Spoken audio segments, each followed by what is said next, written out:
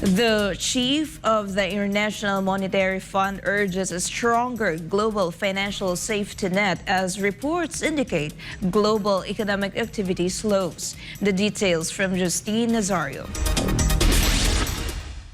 At a G20 meeting, the head of the International Monetary Fund, or IMF, Justine Georgieva, issued a warning about the potential impact of inflation and economic growth. She highlighted that the global economy, while resilient, is experiencing a slowdown, particularly in the manufacturing sector.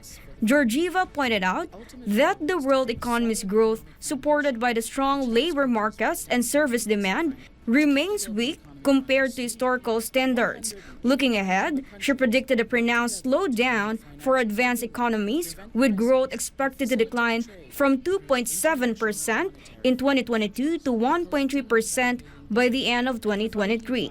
While there are encouraging signs of inflation slowing down, Georgieva expressed concern about persistently high headline inflation and sticky core inflation despite significant monetary policy tightening. She warned that inflation might remain elevated for an extended period, requiring further interest rate hikes. To address these challenges, Georgieva urged G20 leaders to take both domestic and international policy measures focused on reducing inflation and managing finances responsibly.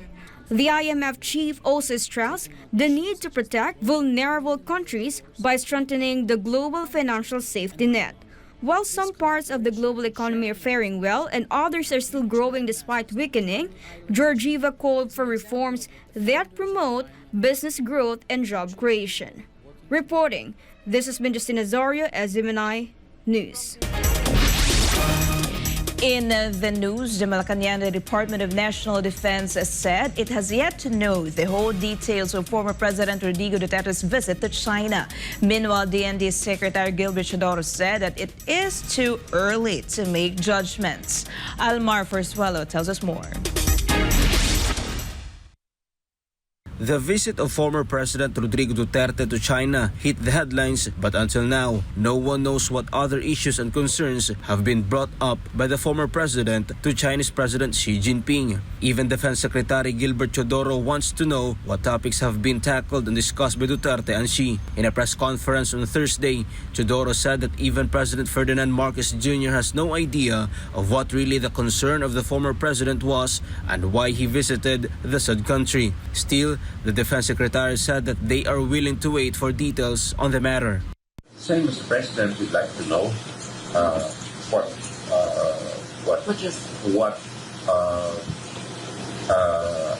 issue of national interest was talked about, and naturally also the President said that track to diplomacy is naturally done. This is not foreign because, for example, former President Gloria Macapagal-Arroyo chairs the Boao Forum. President Ramos used to chair it. So we'd like to wait as to what was the outcome of such a meeting.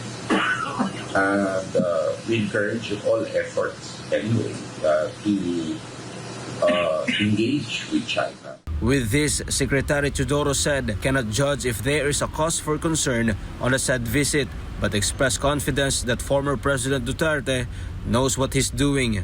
Muna malaman natin kung anong pinag-usapan para mahusgahan natin kung cause of concern o hindi. Pero inaasahan natin dating presidente ng Pilipinas, si Presidente Duterte. At inaasahan din natin na ang interes ng Pilipinas ay ay taglay. President Marcos earlier said that he knows that Duterte visited China and that he is confident that the interests of the Philippines are the main goal of the said visit. This month, Secretary Chodoro and Chinese Ambassador Wang Zhilian met each other and agreed that the Philippines and China need to establish a mechanism for exchanges of information, infrastructure, and on different aspects. With the Chinese ambassador, it was basically a call, and there will be continuing dialogue, but on a non-ministerial level. Naturally, we need to engage them and build up mechanisms for exchanges of information and possible areas of convergence, but it has to begin on a lower level and to build up our infrastructure in order to further, if we see that there is a way forward, further elevate the engagement on a defense level. But right now, it is, just seeing where areas converge on a security and a defense level. In line with this, President Marcos Jr. is very positive that former President Duterte will soon share of what are the topics that he raised with the President of China. To recall, many have raised their opinions concerning the visit of former President Duterte to China. During the visit, President Xi reportedly told Duterte that China stands ready to promote steady and sustained development of relations with the Philippines and thanks his strategic option during his term of office that brought China-Philippines relations back on the right track. Following the talks, Duterte also joined a ribbon-cutting ceremony, a memorial building that was named after his mother, Soledad Duterte, in Fuzhou City, Fujian, China.